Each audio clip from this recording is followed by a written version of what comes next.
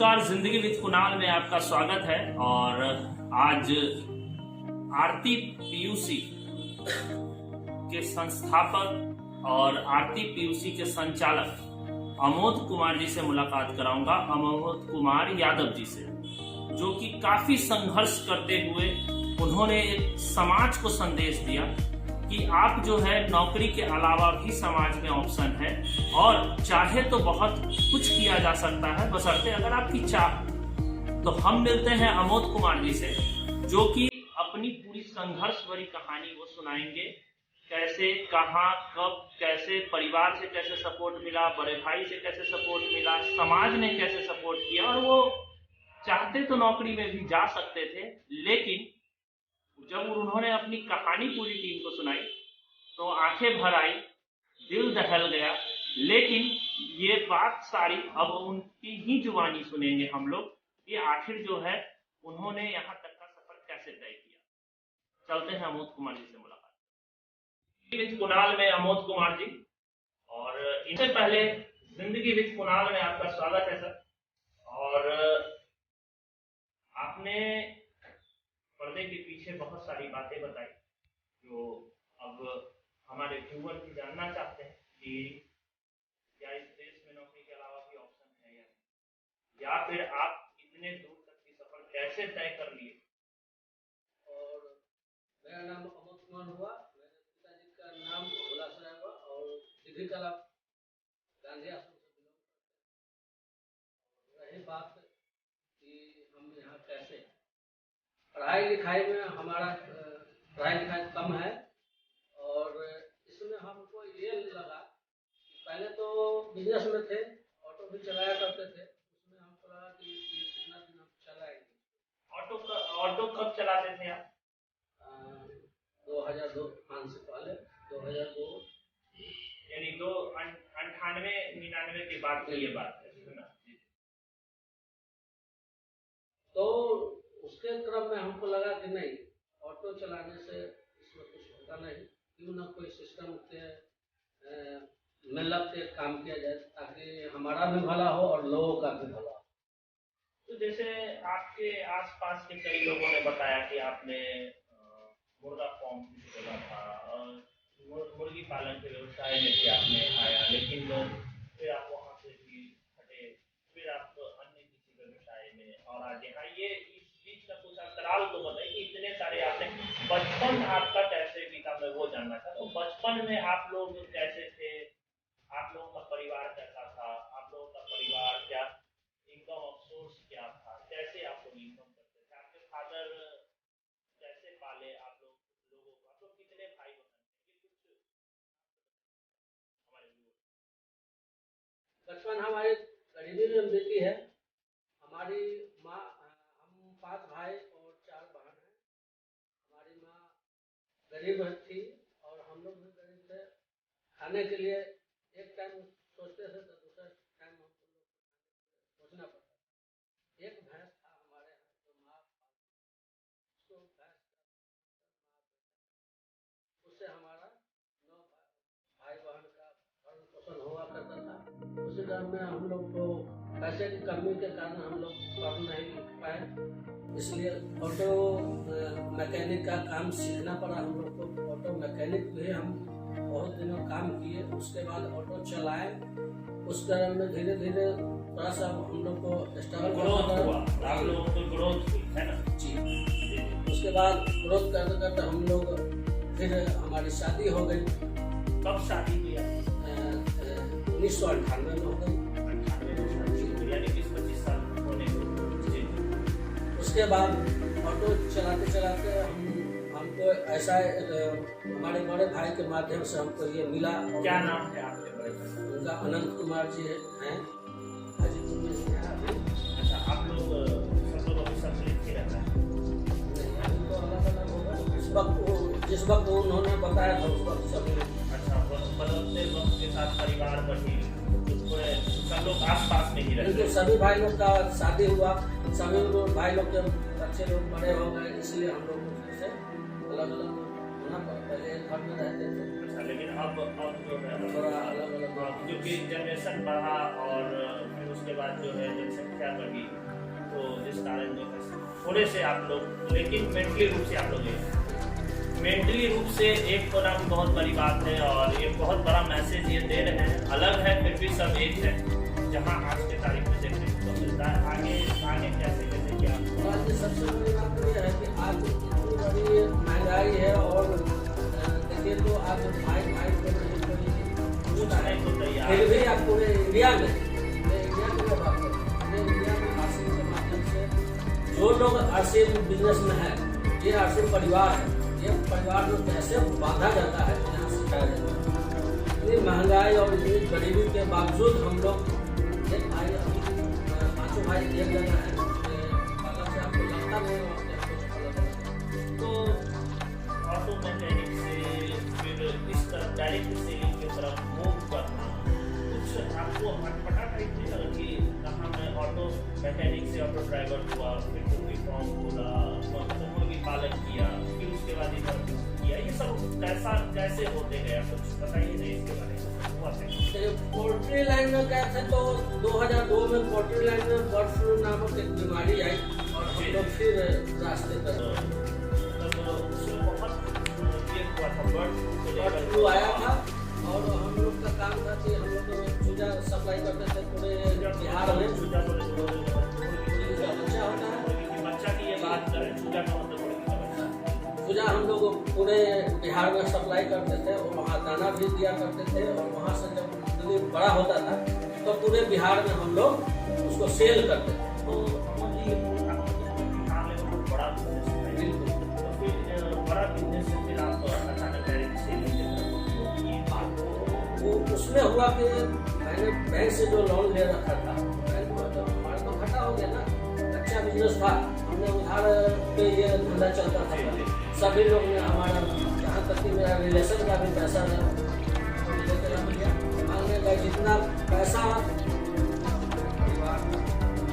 बैठ के बात शुरू किया, और पैसे बढ़ा जाए। तो मेरे पास थोड़ा सा जमीन बचा हुआ था, उस जमीन को हम लोग बेच के बैंक वाले को पैसा दिए। सब भाई सारे भाई मिल के आप लोगों ने जमीन बेचा? जी, तो जमीन बेच करके बैंक वाले को पैसा दिया, उसमें से थोड़ा सा पैसा बचा तो हम लोग सोचे कि ऑटो निकाल लें और उसी से जीवन बसर किया जाए। तो ऑटो निकाले, ऑटो निकाल के चलाना शुरू किया। उसके बाद चलाते रहे, उसी तरह में हमारे बड़े भाई साहब को, जो आनंद कुमार जी हैं, उनको हमारे बहनोई मिले। क्या नाम था उनका? नाम सुरेंद्र राय हुआ। सुरेंद्र राय जी। जिंदगी टर्म ले रही है सुरेंद्र राय के नाम से, और कैसे वो बता रहे हैं हम। तो हमारे भाई साहब भैया को उन्होंने बताया कि अनंत जी एक ऐसा बिजनेस आया है कि वहाँ बिना पैसे की संभावना बहुत ज्यादा बिजनेस किया जा सकता है। तो हमारे भाई साहब ने सोचा कि यहाँ तो कुछ लगता नहीं है, 1500 रुपया में 3 पैंट मिलता है, लेने में कोई बुराई नहीं है, और वहाँ से नहीं लेके हम यहाँ से दुकान बदलने का आप लोगों ने प्लान किया ना? प्लान किया। फिर हम लोग जुड़ गए इसमें। जुड़ने के बाद विश्वास नहीं हो रहा कैसे इसमें काम किया जाए। धीरे धीरे पैसा आया, चेक आता था उस वक्त, चेक आता था। ये कब की बात है? ये 2005 की। डायरेक्ट सेलिंग में 2005 में इन लोगों को पैसा आता था, ये बता रहे हैं अबोध कुमार जी, क्योंकि वहाँ से इनका सफर जो है हल्का टर्न लिया और डायरेक्ट सेलिंग के तरफ। तो उस वक्त चेक आता था तो लोग बोलते थे, आस पड़ोस के लोग, अच्छा दूर गए हैं तो चेक आया है, चेक बचता उसका नहीं है। तो हम लोग को भी अच्छा चेक कैश नहीं होता जी। अच्छा तो आपका हुआ था? हाँ, बता रहे सब। तो हमको भी लगा कि ये बगल वाला बोल रहा है, सही नहीं बोल रहा। तो हम लोग ने कहा चलो, अरे गलत तो होगा, सही हो गया तो क्या होगा। तो हम लोगों ने चेक को बैंक में लगाया, बच गया चेक। कैश हुआ? कैश हुआ था आपने पैसा? बिल्कुल से मैंने निकाला। पैसा निकाला था, पहला पैसा किसको दिया? पहला पैसा हम लोग तो पहले अपने आए तो पहले हम लोग भगवान पे उसको पूजा किए, भगवान मंदिर में चढ़ाया उसको। और इसमें तब हम लोग अब बढ़िया से हम लोग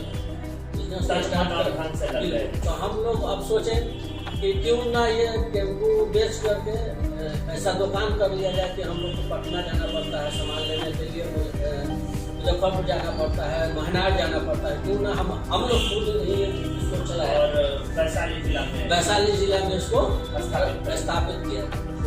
तब उस टाइम में 5 लाख तक 10 लाख तक ये दुकान डायरेक्ट सेलिंग की दुकान है, जिस डायरेक्ट सेलिंग के एक कंपनी है जिसको लोग शूटिंग प्राइवेट लिमिटेड के नाम से जानते हैं और शॉर्ट में RCM के नाम से जानते हैं, यानी आपने RCM का दुकान। तो उस वक्त में हमारे पास पैसा भी नहीं था, तो सोचे कि 5 लाख रुपया लगेगा, कहाँ से आएगा?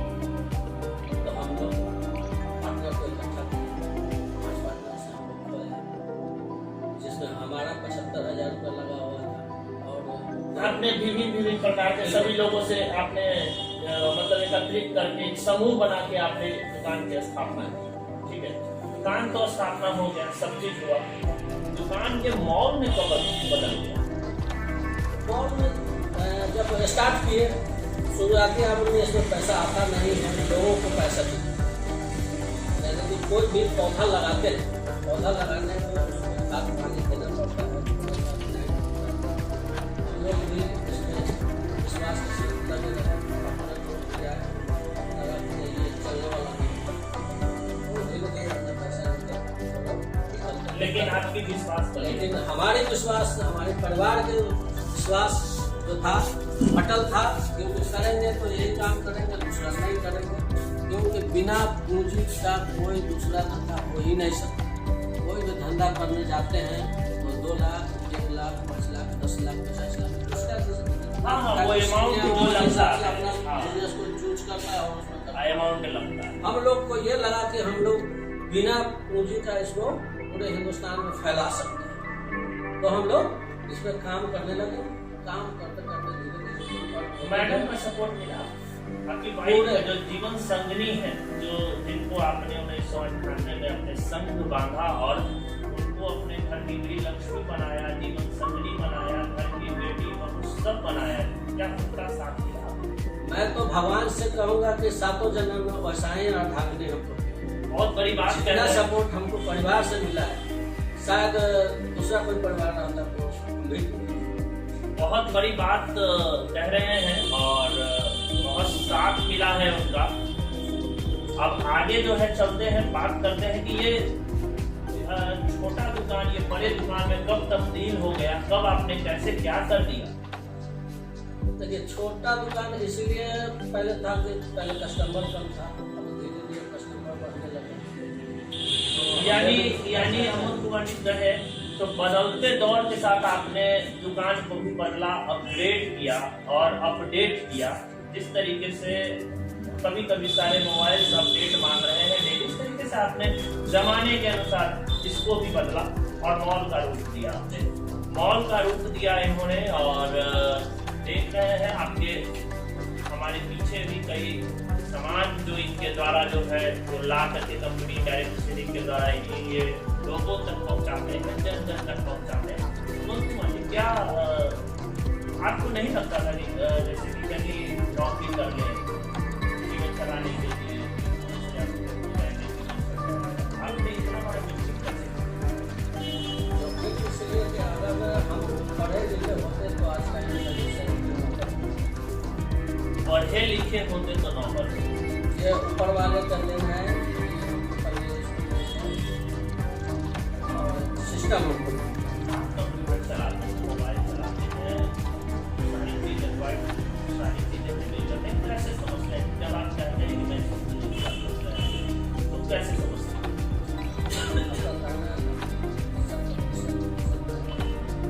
जैसे कोई गाड़ियाँ चलाने जाते हैं तो उसमें तो पढ़ाई लिखाई का एक्सपीरियंस हो, लेकिन कंप्यूटर चलाने के लिए जरूरत है सीखना पड़ता है। आपने सीखा, किसने सीखा? हमारे जो साथ में स्टाफ थे उनसे उनसे मैंने सारा चीज़ें सीखा। संभावनाएं अपार है, अगर आप चाह लें तो बदली जा सकती है तकदीर और तस्वीर। तकदीर इन्होंने बदली है, तस्वीर इन्होंने बदली है, जो आपके सामने है और आप देख पा रहे हैं। हमारे साथ अमोद कुमार जी लगातार बने हुए हैं। सभी भाई मिलकर लगातार इन्होंने जो है संघर्ष किया। उस संघर्ष की दास्तानें और सुनते हैं इनके साथ। एक आम आदमी से खास बनने की कोशिश कर रहे हैं। मॉल तो खोला आपने, अब आगे क्या प्लान? अब आगे प्लानिंग है, इसको और बड़ा विस्तार किया जाए, इसको विस्तृत करने के लिए। आपके कितने बच्चे क्या करते हैं? ये तो तीनों पढ़ाई, एक तो बिजनेस में आ गया है, तो कर रहा है। तो अब क्या बच्चे को पढ़ाई के बाद क्या कराना चाहते हैं अपने शादी के? लेकिन अमूमन जो कितने करते हैं सबके बच्चे को अपने साथ लाते हैं, जो नौकरी कराते हैं, आप करते हैं। मेरा प्लान ये है कि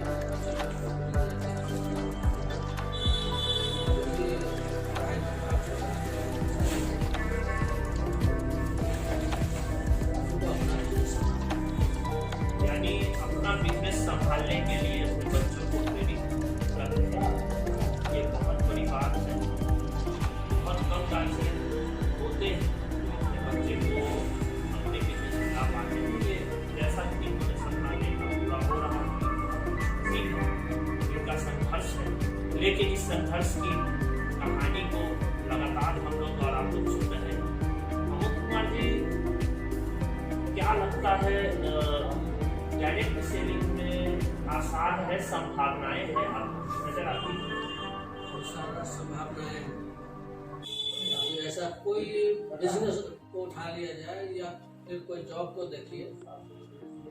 जॉब में जाइए तो आपको 10 बजे ड्यूटी पकड़नी होती है, तो आप 6 बजे 7 बजे से परेशान होते हैं। 5 बजे वहाँ छूटना है तो 6 बजे 7 बजे छूटना है। राहुल बंद बताते हैं।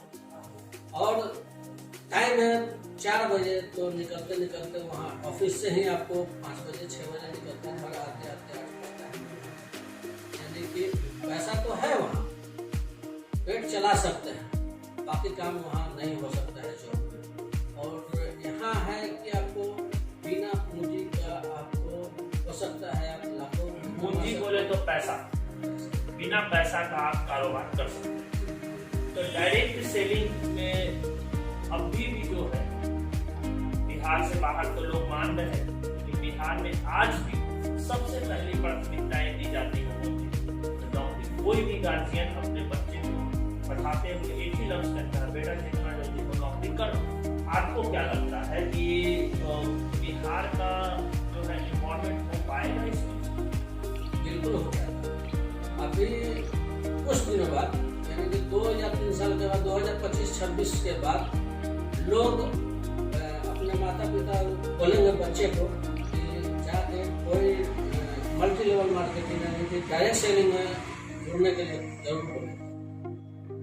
जरूर बोलेंगे 2025 के बाद। ऐसा क्या रेगुलेशन आप लोग ले आएंगे कि 25 के बाद बोलेंगे? अब क्यों नहीं बोल पा रहे? अभी हमारे इंडिया में कोई भी चीज आता है तो पहले आदमी उस पर भरोसा नहीं करता। भरोसा करने के लिए हम लोग, चाहे कोई भी विशेष से गरीब लोग उसमें कामयाब होता है, तब लोगों को दिखता है कि नहीं ये काम बढ़िया है, इसमें काम किया जाए। तो लोग देखते हैं तब जाके आगे बढ़ते हैं, पहले नहीं चलना पसंद करते हैं इस रास्ते पर। आप इतने सारे प्रोडक्ट रखे हैं, इतने सारे सामान रखे हैं, बाजार में इसको क्यों नहीं उतारते? बाजार में आपका कोई प्रोडक्ट नहीं दिखता, किसी दुकान में नहीं दिखता, कहीं की भी दुकान जाते, कैसे ले जाते हैं, कैसे पहुंचाते हैं लोगों तक?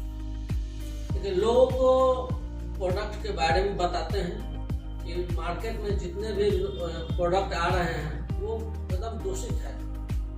ऐसा नहीं है कि कंपनी कोई भी बनाती है चीज तो वो सही ही बनाती है, लेकिन बिचौलिया जो है बीच में खराब कर देता है सब।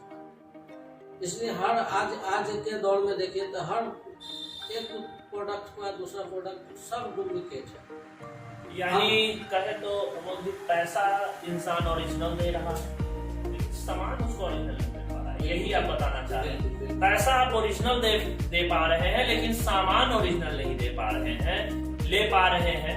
ये बहुत बड़ी बात अमोद जी ने कहा। और मैं कुछ सवालों के बाद अंत में एक ही सवाल आपसे, अनेकों सवाल हुए आपसे, लेकिन अंत में मैं एक ही सवाल पूछूंगा कि आपको नहीं लगता कि डायरेक्ट सेलिंग में आके कहीं आप फंस तो नहीं गए खबर जाल? नहीं, हमको क्यों लगेगा? यहाँ हमारा लगा क्या है? ये आपने मॉल्स खोले इतने बड़े, 50 लाख रुपए का यहाँ आपकी संपत्ति पड़ी है, 50 लाख रुपया लगा के आप बैठे हैं और लोगों को समझा रहे हैं। बाहर कोई 2 लाख 5 लाख रुपया लगाता है और उसका कारोबार जो है होता है, और आप 5 लाख नहीं 50 लाख रुपया लगा कर बैठे हैं और यहाँ लोगों जो है आपको समझाना पड़ता है, बताना पड़ता है। ये नहीं लगता कि आप फंस गए? कोई आपको संगठन, ऐसा संगठन जो है आपको फंसा लिया अपने जाल में और आप निकल नहीं पा रहे?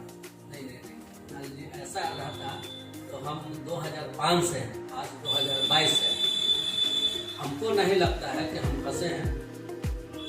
हम तो इंडिया को जो डुप्लीकेट सामान के चुंगल में फंसा हुआ है, हम तो वहाँ निकालने का प्रयास कर रहे हैं। जो आप वहाँ 50 रुपये का सामान खरीदते हैं, वही सामान यहाँ पे 40 रुपये में मिलता है। वो भी मैं तो बोलता हूँ कि सर, 1 नंबर चीज खाइए, हेल्दी रहिए, पैसा बचाइए।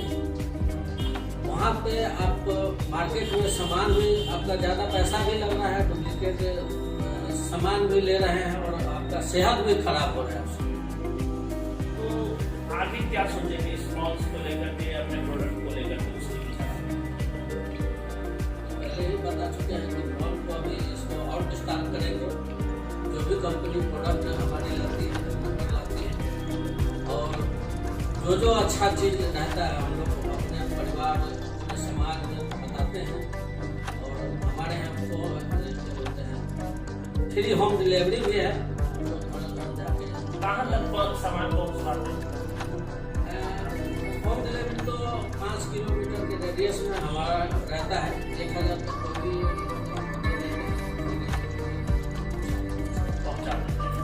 5 किलोमीटर के रेडियस में आप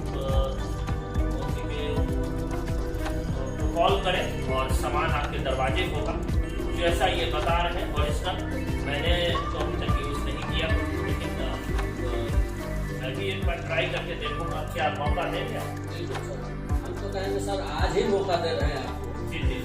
मैं एक ऐसे मिशन पे चला हूँ सर, कि मैं आज उस मिशन पे आपको ले जाना चाहता हूँ।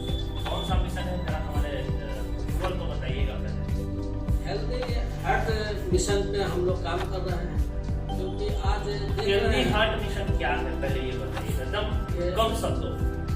अभी आज देखिए कि 12 साल 13 साल के बाद जितने भी लोग हैं उनको हार्ट ब्लॉकेज हो रही है। हर आदमी अभी जांच नहीं करा रहा है, लेकिन जांच कराएगा तो जरूर मिलेगा। ये हार्ट अटैक चलते चलते ये सब बीमारी जो आ रही है, मैं उस पर कुछ बताना चाहता हूँ। और कुणाल जी को हेल्दी हार्ट मिशन का बैच और हेल्दी हार्ट मिशन का प्रोडक्ट लाइए।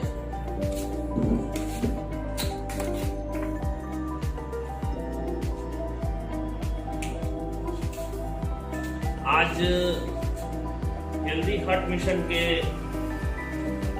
जो इन लोगों का अभियान है, उसमें पूरी टीम को शामिल किया जा रहा है और साथ में मुझे भी शामिल किया जा रहा है, ताकि जो हार्ट अटैक जैसे समस्याओं से जो देश में लगातार जो बढ़ती जा रही है, उससे निजात पाया जा सके। और ये क्या है? हार्ट में जितने भी ब्लॉकेज है उसमें बहुत बहुत धन्यवाद जो आपने हेल्दी हार्ट मिशन में पूरे जिंदगी की टीम को आपने वेलकम किया और आप लोगों ने शामिल किया। Thank you. जैसा इन्होंने बताया कि लगातार हेल्दी हार्ट मिशन पे ये लोग काम कर रहे हैं और बहुत अच्छा लगा।